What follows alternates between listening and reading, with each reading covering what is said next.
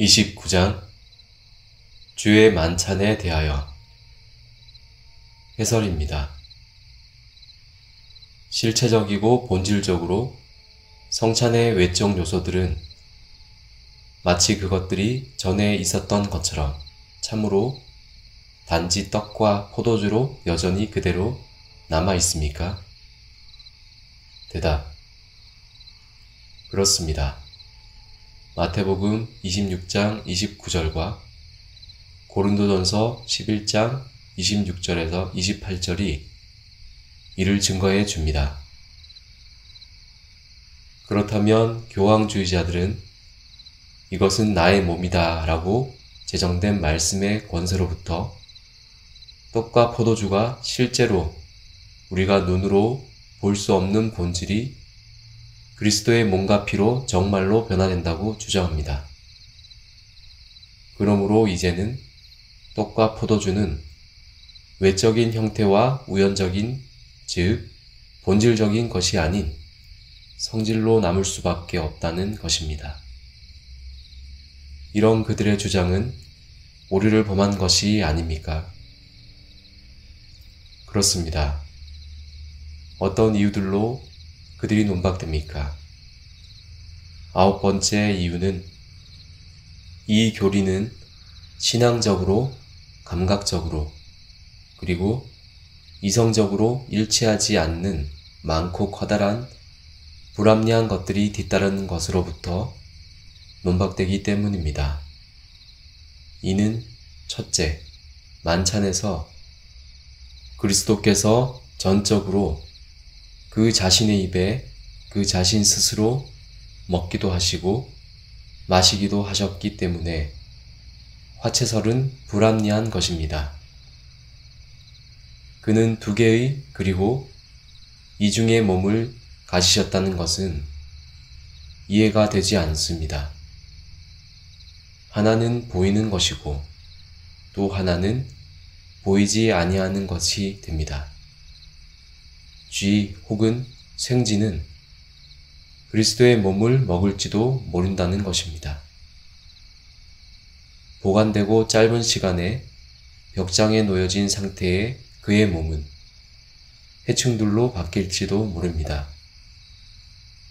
그리스도의 몸이 한 번도 많은 장소에 계실 필요가 없지 않았습니까?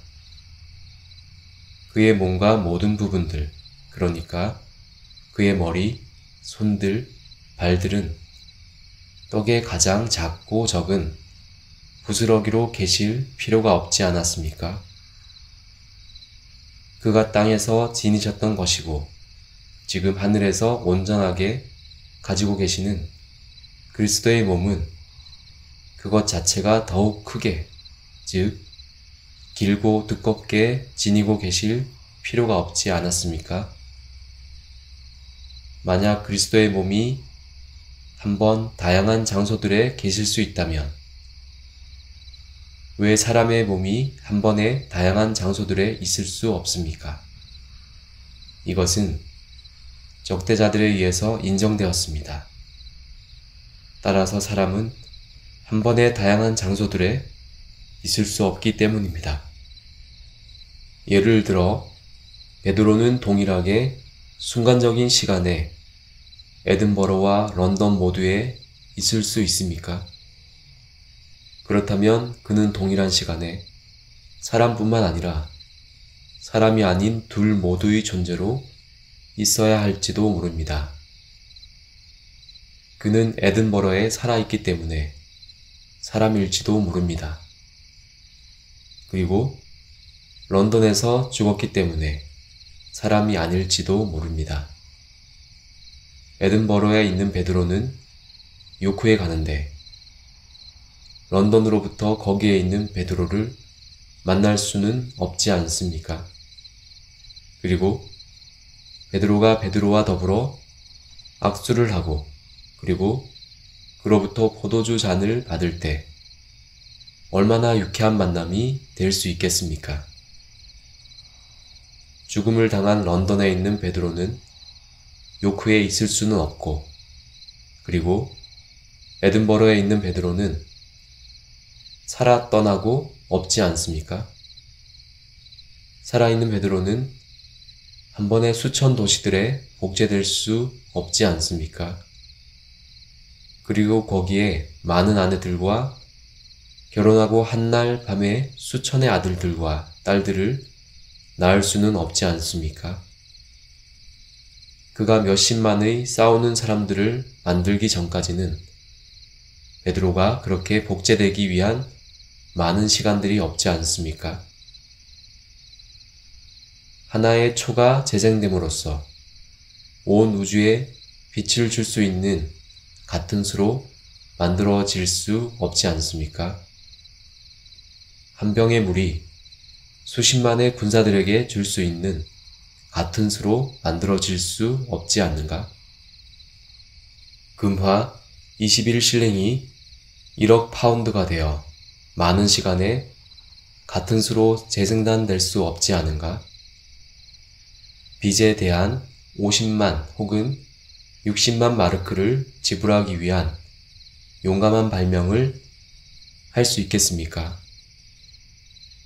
다음으로 마치 적대자들이 한 몸이 한 번에 많은 장소에 있을 수 있다고 주장하여 맹세하는 것처럼 그렇게 그들은 많은 몸들이 더불어 한 장소에 있을 수 있다고 확신하도록 필수적으로 그런 생각을 하고 있기 때문입니다. 그것은 그리스도의 몸이 모든 부스러진 조각들의 떡 안에 있다는 통찰력을 대신한 것입니다. 이런 입장으로부터 사람의 몸이 견과류의 껍질 안에 포함될 수 있다는 것을 주장합니다. 이런 냄새나는 박스는 아소왕의 왕자, 즉 에든버러의 동쪽에 있는 큰 화산 구름을 담고 있기 때문입니다. 그것은 동그란 전체 지구의 소 같은 눈을 황목해 하는 것입니다. 각각 7개의 행성들 중에 하나가 가루로 만들어진 보리의 곡물보다도 더욱 못한 우주의 범위들로 차지할 수 없다는 것을 볼 때 그 참새는 한 걸음 한 걸음 7개의 행성들을 삼켜버릴 수 있기 때문입니다. 그러나 태양을 삼켜지게 하는 것은 존재하는 것에 있어 너무 큰 대상일 것입니다. 왜냐하면 떡 안에 계신 그리스도의 몸은 그가 십자가에 계셨던 것처럼 적대자들이 고백하는 것처럼 너무 크고 너무 높은 것이기 때문입니다. 10번째 이유는 마치 모세의 지팡이가 뱀으로 변했다가 다시 지팡이로 되었던 것처럼 우리는 모두에게 명백하고 눈에 똑똑히 보이고 그리고 그와 같이 명백하게 보여진 상태로 하나님에 의해서 기적의 역사들에 대해 결코 읽어보지 못했기 때문입니다. 애굽의 기적들이 그와 같았습니다. 홍해의 갈라짐이 그와 같았습니다. 바위를 치는 것, 그리고 물이 쏟아져 내린 것이 그와 같았습니다. 고라와 다단과 아비람의 멸절은 모든 이스라엘에게 분명한 것이었습니다. 거룩한 선지자들에 의해 역사된 기적들은 그와 같았기 때문입니다. 그리스도와 그의 사도들이 역사했던 기적들도 그와 같았습니다. 물이 가장 분명하게 포도주로 변하지 않았습니까? 그러나 미사를 집행하는 신부에 의해서 전달되어 떡을 나누어 주면서 하는 말 후에 떡은 느낌에 있어 그 떡이었던 동일한 것입니다. 떡은 동일한 맛, 동일한 냄새, 동일한 촉감, 동일한 외적인 형태와 모양, 동일한 색깔, 동일한 무게를 지니기 때문입니다.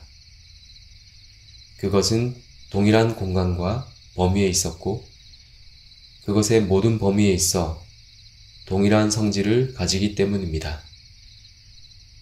그러나 지팡이는 뱀으로 보여졌고 그리고 뱀이 지팡이로 보여졌습니다. 물은 포도주로 보여졌습니다. 그것은 맛, 냄새, 색깔에 의해서 포도주가 되었음을 알게 하였기 때문입니다. 그리스도께서는 마치 화채설의 기적처럼 그런 기적을 결코 행하시지 않으십니다. 그의 모든 기적들에서 그는 우리의 외적인 감각들에 호소하셨습니다. 따라서 그리스도께서 필요 없는 기적들로 역사하신 것을 전에 들어보았습니까?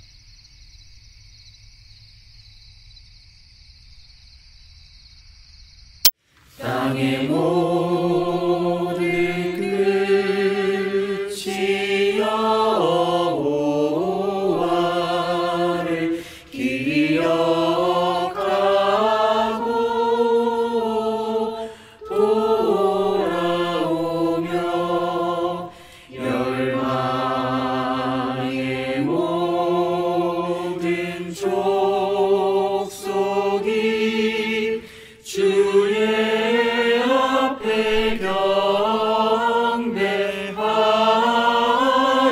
경배하리니 나라는 여호와의 것이요 여호와는 열방의 주제시